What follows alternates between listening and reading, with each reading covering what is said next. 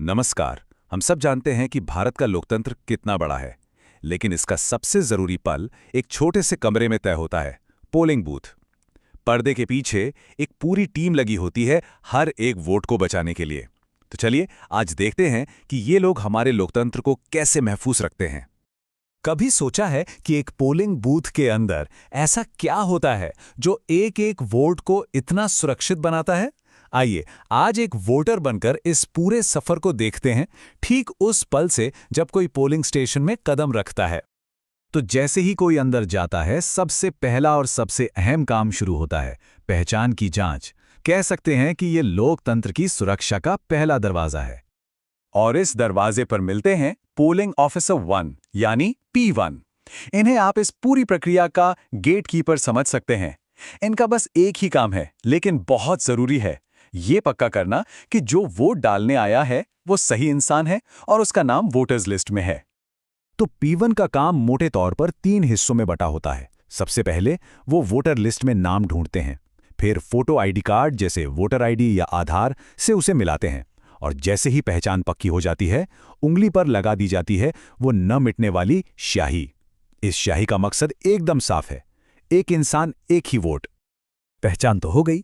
इसके बाद सफर का दूसरा पड़ाव आता है, और ये सिर्फ एक फॉर्मेलिटी नहीं है, ये हर वोट का एक पक्का रिकॉर्ड बनाने का तरीका है ताकि हर चीज का हिसाब रखा जा सके।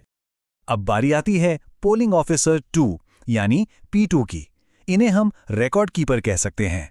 इनका काम बहुत ही जरूरी है, हर वोटर की हाजिरी का एक पक्का सबूत तैयार करना। और यहीं पर सामने आता है एक बहुत ही जरूरी कागज, फॉर्म 17A, जिसे वोटर रजिस्टर भी कहते हैं। P2 इसी रजिस्टर में हर वोटर का साइन या अंगूठे का निशान लेते हैं। ये दस्तावेज समझिए कि इस बात का पक्का सबूत है कि हाँ, इस व्यक्ति ने वोट डाल दिया है। पहचान हो गई, रिकॉर्ड में नाम दर्ज हो गया। अब आता है वो पल जिसके लिए कोई भी वहां जाता है, यानी वोट डालने का मौका। यहां मुलाकात होती है पोलिंग ऑफिसर 3 यानी P3 से। ये वो अफसर हैं जो इलेक्ट्रॉनिक वोटिंग मशीन यानी EVM को कंट्रोल करते हैं। देखिए होता क्या है, जैसे ही P2 से इशारा मिलता है, P3 अपनी कंट्रोल यूनिट पर बैलेट का बटन दबाते हैं। बस इसी बटन से EVM वोट डालने के लिए तैयार हो जाती है, और वोट डालने के बाद P3 ये भी देखते हैं कि वीवीपैट मशीन से पर्ची निकली या नहीं। ये पर्ची एक तरह से वोट की रसीद है जो ये बताती है कि वोट सही जगह गया है। अच्छा, अभी तक हमने अलग अलग ऑफिसर्स की बात की, P1, P2, P3, लेकिन इन सबको एक साथ लेकर कौन चलता है? इस पूरी प्रक्रिया का इंचार्ज कौन होता है? ये जिम्मेदारी होती है प्रिसाइडिंग ऑफिसर की, जिन्हें PRO भी कहते हैं।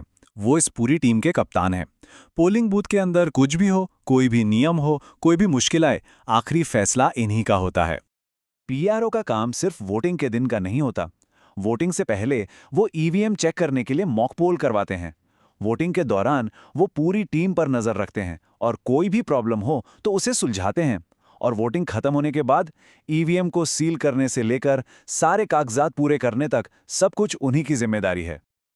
तो एक बात साफ है, वोटिंग के दिन अगर कोई भी अजीब या मुश्किल सिचुएशन बनती है, तो उस पर फाइनल डिसीजन लेने का हक सिर्फ और सिर्फ प्रिजाइडिंग ऑफिसर का होता है।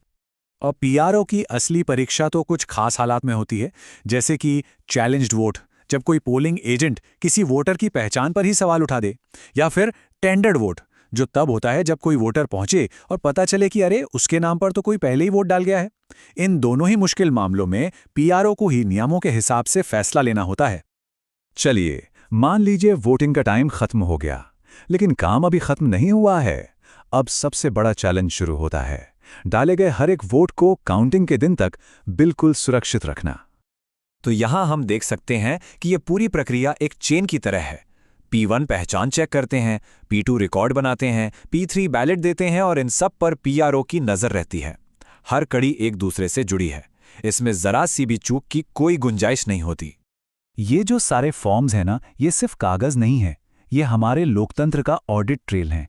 चाहे वो वोटर्स का रजिस्टर हो या कितने वोट पड़े उसका हिसाब, हर डॉक्यूमेंट इस पूरी प्रक्रिया को पारदर्शी बनाता है, ताकि बाद में इसकी जांच भी की जा सके। और आखिर में दिन का सबसे जरूरी काम, जैसे ही वोटिंग खत्म होती है, प्रिसाइडिंग ऑफिसर सभी पार्टियों के एजेंट्स के सामने ईवीएम को सील कर देते हैं। ये कदम इस बात की गारंटी है कि वोटों के साथ कोई छेड़छाड़ नहीं होगी जब तक कि गिनती का दिन ना आ जाए। तो अगली बार जब कोई वोट डालने जाए तो ये याद रखने वाली बात है, वो जो बटन दबाने का एक आसान सा काम लगता है ना, उसके पीछे लोगों और कागजों की एक बहुत ही मजबूत और जटिल व्यवस्था काम कर रही होती है।